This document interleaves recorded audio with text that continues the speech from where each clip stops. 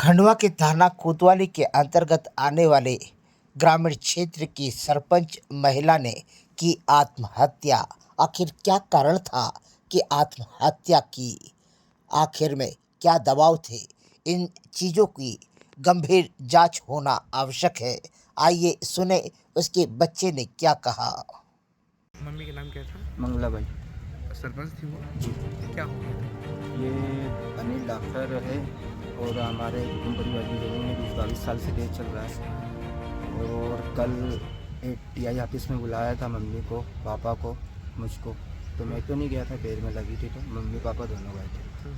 तो वहाँ पर उनका बयान क्या लिया, फिर डीएम कोर्ट ले गए। फिर बोले कि 151 की धारा लगी है, जेल जाना पड़ेगा, नहीं तो राजीनामा लेंगे। इसके चलते फिर शाम को मम्मी पापा ने मेरे को फ़ोन लगाए थे, फिर चाचा और मैं आए थे। फिर राजीनामा ले लिए, उसमें साइन कर लिए। इसके बाद रात को घर मम्मी रो रही थी 11-12 बजे तक, और 8 दिन की मोहलत है कि 8 दिन में टपरा हटा ले। वो जो देवता वाला जो बंसल ने जो कब्जा लिया तो वो वाला मामला है क्या? बंसल वाला अलग। तो कौन सा वाला कब्जा था? ये हमारा मतलब मंगल पहलवान के सामने आदिवासी का हमारा टपरा बना हुआ है, वहाँ खेती। वहाँ का।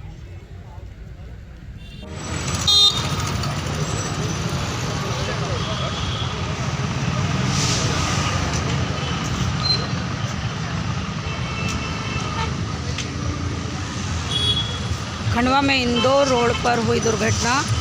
करीब रात को 1 बजे पिकअप अनियंत्रित होकर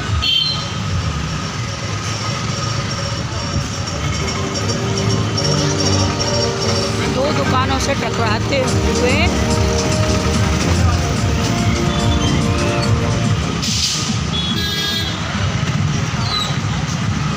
पानी के बड़े,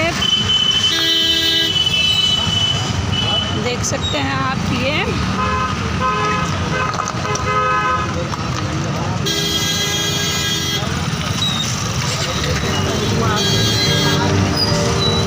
पानी के बड़े इस बोर्ड से टकरा गया।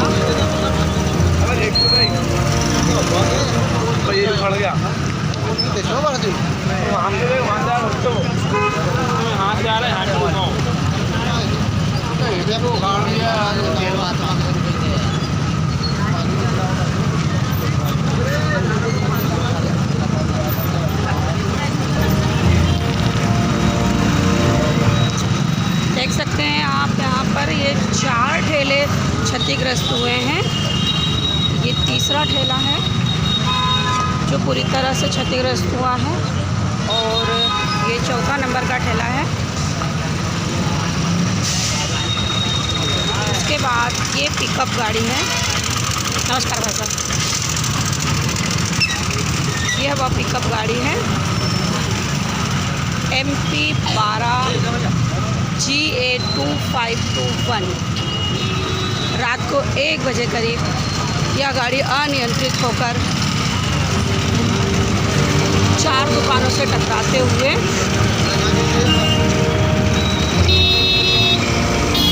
बड़े पानी के बोर्ड से टकराने के वजह से ये गाड़ी पूरी तरह से क्षतिग्रस्त हो गई है।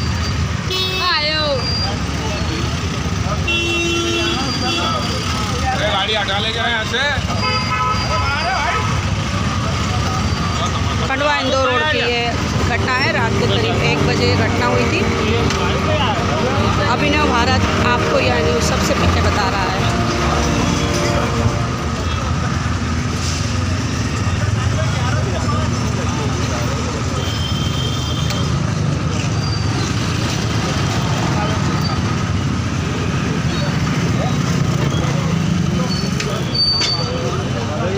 इसमें कोई जान माल का भी नुकसान हुआ है क्या, आपको पता है? इसमें कोई किसी का मतलब कोई जो ड्राइवर जो हेल्प उसमें था? पता नहीं होगा। और ठेले मतलब बंद करे हुए 3 बजे रात को। नहीं, तो जो गाड़ी में जो चालक था और उनके साथ जो था उनका कुछ वो छोड़कर भाग गए, मतलब वो ठीक थे? अच्छा, ये गाड़ी छोड़कर भाग गए और वो गाड़ी यहीं खड़ी है तब से?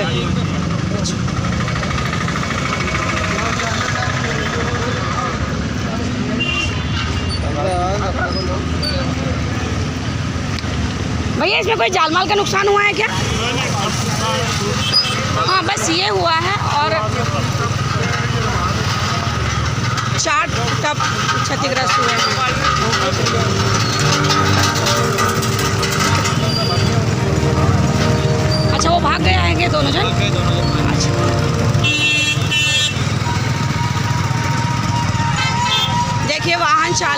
उसके साथ में जो था वो दोनों भाग चुके हैं। ये क्या बोलते हैं, रात के 1 बजे से गाड़ी यहीं खड़ी हुई है और ये 4 ठेले जो रात के 1 बजे बंद करके खड़े हुए थे, जो यहीं पर रहते हैं स्थायी रूप से, ये उसको अनियंत्रित करके इसे क्या बोलते हैं छोड़कर ये रात को 1 बजे भाग गए हैं। अभिनव भारत की न्यूज़। खंडवा के माता चौक स्थित मुख्य चौराहे पर बने अंबेडकर स्मारक को विगत दिनों कोई नशेड़ी वाहन चालक टक्कर मारकर तोड़फोड़ कर चला गया था, जिस पर वाल्मीकि समाज और अंबेडकर समाज के लोगों ने एकत्र होकर नाराजगी व्यक्त की और उसे जब बनाना शुरू किया तो खंडवा प्रशासन के तहसीलदार ने यह कहकर रोक लगा दी कि इसे बिना एसडीएम की अनुमति के नहीं बनाया जा सकता। वर्तमान में कुंदन मालवी एवं प्रदेश जागरण महासभा शाखा खंडवा द्वारा इस स्मारक को पुनः तैयार करने की तैयारियां शुरू हो गई हैं। खंडवा के माता चौक पर घटित इस आस्था को चोट देने वाली घटना को लेकर क्रुद्ध जहां पर समाज आगे आया है, वहीं पर कुंदन मालवी कांग्रेसी नेता ने क्या कहा, आप भी सुनिए।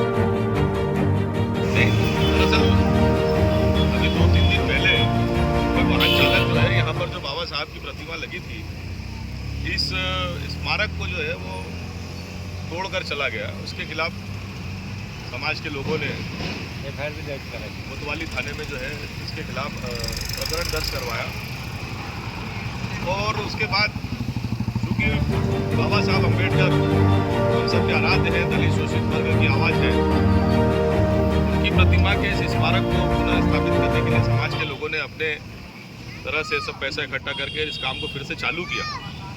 लेकिन आज सुबह से देखने में आ रहा है कि पहले नगर निगम के लोग आए, फिर तहसील ऑफिस से लोग आए और वो लगातार एक ही बात कह रहे हैं कि भाई तुम्हारे खिलाफ शिकायत हुई है। हमारे बार बार पूछने पर कि भाई किसने शिकायत की, ये तो बताइए और किस बात की शिकायत की है। इसका कोई जवाब नहीं देते। वो कहते हैं कि SDM आएंगे और वो फिर इसकी आपको अनुमति देगी। तो अनुमति साहब 2018 से ये लगातार यहाँ पर बना हुआ है, आज तक इस पर किसी भी प्रकार की कोई विवाद नहीं हुआ और समाज के लोग यहाँ पर अपने आराध्य की पूजा पाठ आराधना करते हैं। मुझे समझ में नहीं आ रहा कि दलित वर्ग के मसीहा की एक प्रतिमा, इससे किसको आपत्ति है और प्रशासन को क्या आपत्ति है। जो प्रशासन या तो प्रशासन स्वतः संज्ञान लेकर आ रहा है तो प्रशासन इसका जवाब दे, और अगर कोई शिकायत करता है तो वो सामने आए कि उसकी शिकायत क्या है। हम प्रशासन से अनुरोध करते हैं, निवेदन करते हैं कि वो शीघ्र इस काम को चालू करे, वो कर दे, किसी को रोक टोक न करे, और नहीं तो उसके बाद समाज जन अपने स्तर पर फैसला करेंगे और उसके बारे में प्रशासन को अवगत कराकर उसके खिलाफ कोई छड़ेगा। मेरा नाम कुंदन मालवी है।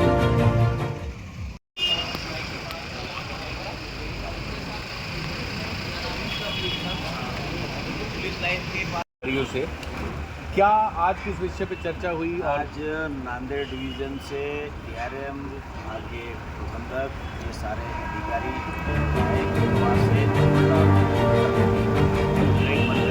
का समाचार आया हुआ है और 120-130 की स्पीड में ट्रेन का इंजन दौड़ाकर उसकी ट्रायल लिया है। अब यहाँ से ओके रिपोर्ट जाने के बाद जल्द से जल्द उस ट्रैक पर ट्रेन शुरू होगी, इसी को उम्मीद है। और कुछ विषय में और 26 तारीख को हमारे देश के यशस्वी प्रधानमंत्री माननीय मोदी जी के द्वारा पूरे देश भर के रेलवे के क्षेत्र में बहुत बड़ी सौगातें माननीय प्रधानमंत्री मोदी जी देने जा रहे हैं और उसमें हम सब लोगों के लिए खुशी की बात है कि जैसा मैंने कल भी कहा था कि बहुत जल्दी ही माननीय प्रधानमंत्री मोदी 340 करोड़ रुपये की लागत से रीडेवलपमेंट रेलवे स्टेशन में खंडवा को भी शामिल किया है। तो ये खंडवा जिले के लिए और खंडवा संसदीय क्षेत्र के लिए ये बहुत बड़ी उपलब्धि है। रानी कमलापति रेलवे स्टेशन भोपाल के तर्ज पर खंडवा का रेलवे स्टेशन भी विकसित होगा और निश्चित रूप से अच्छा रेलवे स्टेशन विकसित होगा तो उससे कहीं ना कहीं यात्रियों को सारी फैसिलिटीज मिलेगी और एक आधुनिक रेलवे स्टेशन हमारे क्षेत्र के लिए मिलने जा रहा है। इसके लिए मैं हमारे प्रधानमंत्री जी को, हमारे रेल मंत्री जी को बहुत बहुत धन्यवाद। अच्छा सांसद जी, लगातार आप प्रयास कर रहे हैं, 3 पुलिया के लिए भी आपने बहुत कहीं ना कहीं दबाव बनाया हुआ है। सेतु निगम के अधिकारी हों या स्थानीय प्रशासनिक अधिकारी हो, वो कहीं ना कहीं बोलते हैं कि सांसद जी का 3 पुलिया को लेकर बहुत भारी दबाव है। काम में गति भी आई है जो शहर में है। एक बात भी निकल के आ रही थी कि जो रेलवे के ऊपर स्लैब करना है ट्रैक के ऊपर, उसको लेकिन टेंडर नहीं है ले रहा है ठेकेदार। देखिए उसका टेंडर कई बार हो गए हैं, लेकिन टेंडर उसके बाद में कोई ठेकेदार आगे नहीं आ रहा है, तो उसके रेट थोड़े कुछ ज़्यादा हाई है, अभाव रेट है। तो लेकिन हमने ये संबंधित अधिकारियों से भी चर्चा की है, यदि हमें इस बार इस तरह से कोई रेट अभाव में आते हैं तो आप उसको कंसिडर करो और जनता की सुविधा की पहले चिंता करो। ब्रेक का बिछाने का कर दिया है, बिल्डिंग का कुछ काम बचा है वो 2 से 3 महीने में हम पूरा करेंगे। सांसद जी ने बोला कि इस बिल्डिंगों का काम जल्द से जल्द पूरा किया जाए और जो इस पर इलेक्ट्रिफिकेशन नहीं हुआ इस मार्ग पे, उस मार्ग को जल्दी से जल्द इलेक्ट्रीफाइड किया जाए ताकि सनावत, खंडवा, अमूला, खूंटी तक हम मेमू ट्रेन को एक्सटेंड कर सकें। और सांसद जी ने एक नई मांग इसमें जोड़ी है कि नांदेड़ से वाया हिंगोली, खंडवा, मलकापुर, बुरहानपुर होकर खंडवा तक एक मेमू ट्रेन या इंटरसिटी प्रतिदिन चलने वाली ट्रेन की सौगात दी जाए। काफ़ी लोगों को सेगांव, हिंगोली जाने के लिए जो साधारण यात्री है उनको दिक्कत जा रही है, तो इसमें DRM मैडम ने आश्वासन दिया है कि वे इसका प्रपोजल बना के कहते रहेंगे।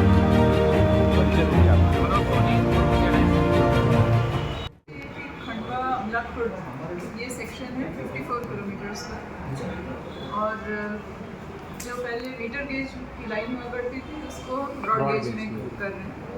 और आपकी बात सही है कि पिछले साल कुछ इस तरह की बात आ रही थी सामने, लेकिन उस समय कंस्ट्रक्शन का दौर था और उन्होंने बहुत अच्छे से संभाल लिया।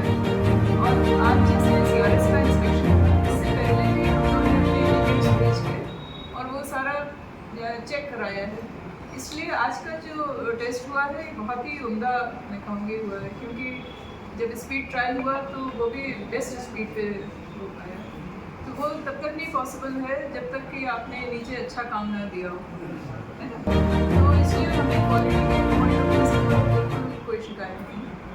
और जो ये बात हो रही है कि CRS का इंस्पेक्शन हुआ तो क्या होगा उसका, तो हमने अपना एग्ज़ाम बहुत अच्छे से दिया है और जब रिजल्ट आएगा तो मेरिट से ही पास होंगे। आपका विषय नहीं रहता, लेकिन ये दिक्कत ये है कि जैसे ट्रायल होने के बाद है कि जो मेरा जो कार्य क्षेत्र है, जो जुरिस्डिक्शन है वो इसी लाइन पर है ना, तो मैं कहीं और के बारे में रियली मैं कुछ नहीं कमेंट कर सकती हूँ।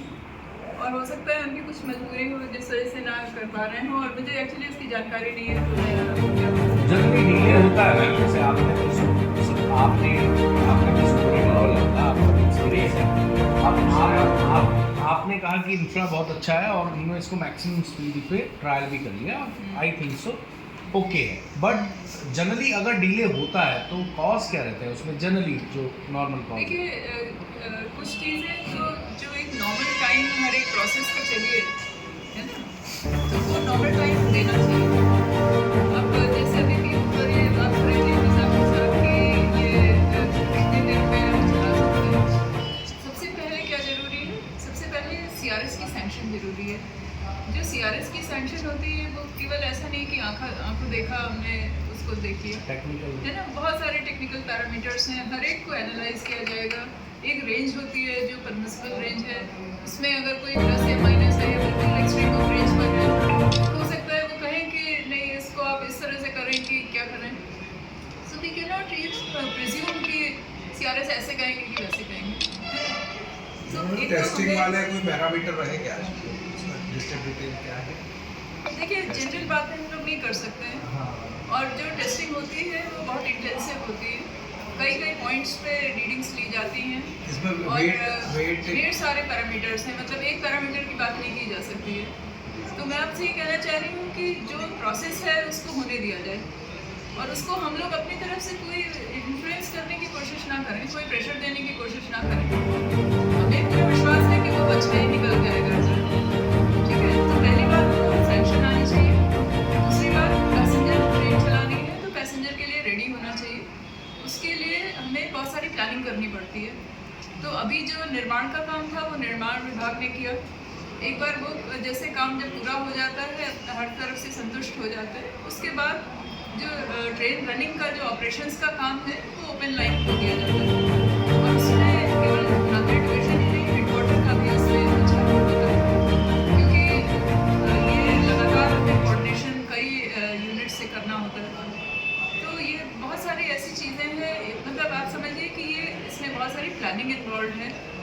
हमें कौन सी ट्रेन चलानी है, वो कहाँ से कहाँ तक जाएगी, उसकी क्या टाइमिंग्स होंगे, उसको किसी और से दूसरे से अगर जोड़ने का है, जैसे कुछ लोगों की डिमांड होती है कि हम ट्रेन ऐसे आए कि हम ये वाली गाड़ी पकड़ सकें, तो ऐसे बहुत सारी पब्लिक डिमांड्स को भी देखना पड़ता है।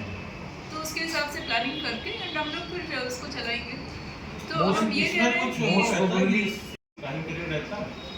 नहीं, यूजुअली ऐसा प्रिस्क्राइब कहीं नहीं है, लेकिन जैसे CRS हो जाता है तो हम लोग 1-2 साल हो जाते हैं CRS के बाद भी ट्रेन नहीं चलती है, तो ट्रेन की सुरक्षा मैम डेडलाइन भी होती है ना, जैसे कि you are asking me leading questions and I cannot comment on the other line, ठीक है। बट हम लोग कोशिश यही करते हैं कि जैसे लाइन खुल जाती है then we have to do it at the earliest. तो ऐसा मान के चलिए कि हम लोग इसको बहुत सीरियसली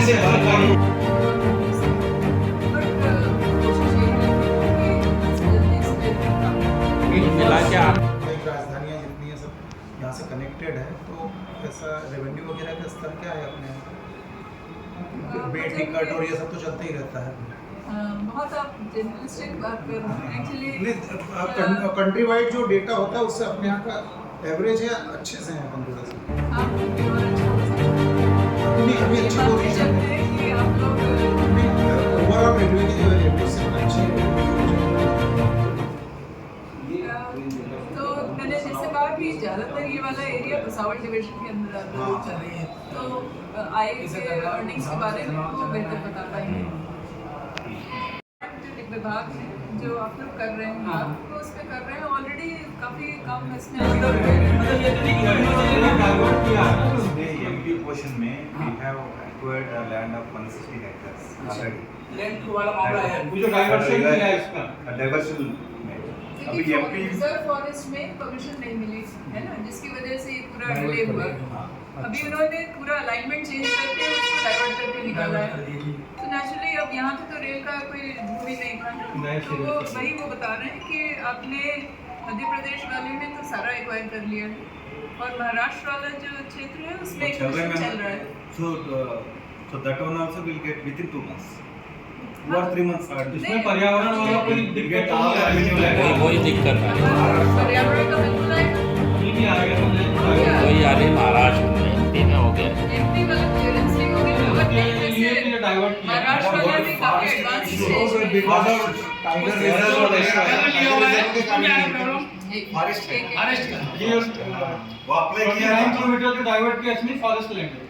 हाँ, वो सारा ही फॉरेस्ट लैंड है। रिजर्व फॉरेस्ट अलग है, लेकिन बफर जोन ऑफ फॉरेस्ट में भी क्लियरेंस चाहिए और वैसे भी आप कोई पेड़ काटते हैं, हाँ परमिशन तो लगती है, उसमें वाइल्ड लाइफ क्लियरेंस भी चाहिए, वो भी आप लोगों ने उस पर काम किया हुआ है। दोनों चीज़ें एडवांस स्टेज पर हैं। इसमें कुछ वाइल्ड लाइफ सेफ्टी के लिए भी कुछ नया अप्लाई कर रहे हैं क्या उनके लिए ट्रेक में? उधर सी अभी MP portion we don't require any wildlife clearance because it is not wildlife. But Maharashtra portion में that 49.5 acres उसमें apart from this forest the clearance we require wildlife clearance also. लगे 2-4 साल और लगेंगे, Tiger reserve lot of tigers are moving. 2-3 साल और लगेंगे मेलघाट है इधर आगे सनावत के आगे तो पटरियां भी कुछ आकलन होता है 5 ईयर तो लगेगा। अभी देखो 7 years 7 kilometers बना होगा तो कहीं और से हमें अधिक ही मिल रहा होगा। 7 kilometers और दूसरा वाला इसका क्या नाम है? दूसरा भी एक reserve forest corridor for crossing of places, तो इसलिए वो नीचे और अब कभी कभी तो वो भूमिगत हो जाएगा, जी, है ना? टनल तो निकालेंगे। ऊपर से फिर डिस्टर्बेंस नहीं होगा। सही बात। या कोई स्कोप पर्सन खंडवा में कल गुरुवार को थाना मोगट में उन चोरों को पकड़ा गया जो कि काफ़ी दिनों से मंदिरों में घंटे और अन्य सामग्रियां चुरा रहे थे। इन चोरों को गांव के इन युवाओं को पकड़ा थाना मोगट के जाबाज सिपाहियों ने, जिन्होंने पता लगाया कि आखिर में इन चोरियों में कौन है पीछे। पता चला कि यह ऐसे युवा है जो कि अन्यत्र नशों के आदी हैं, जिसके कारण उन लोगों ने इन मंदिरों को दांव बना लिया। वर्तमान में इन चोरों दोनों को पकड़ के थाना मुगट में न्यायालय के सुपुर्द कर दिया है।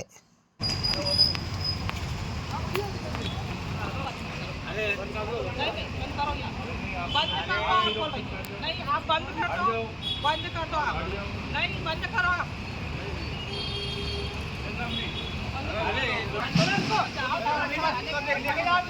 ले जा रहे ना तो क्या हुआ? तो वीडियो पत्रकार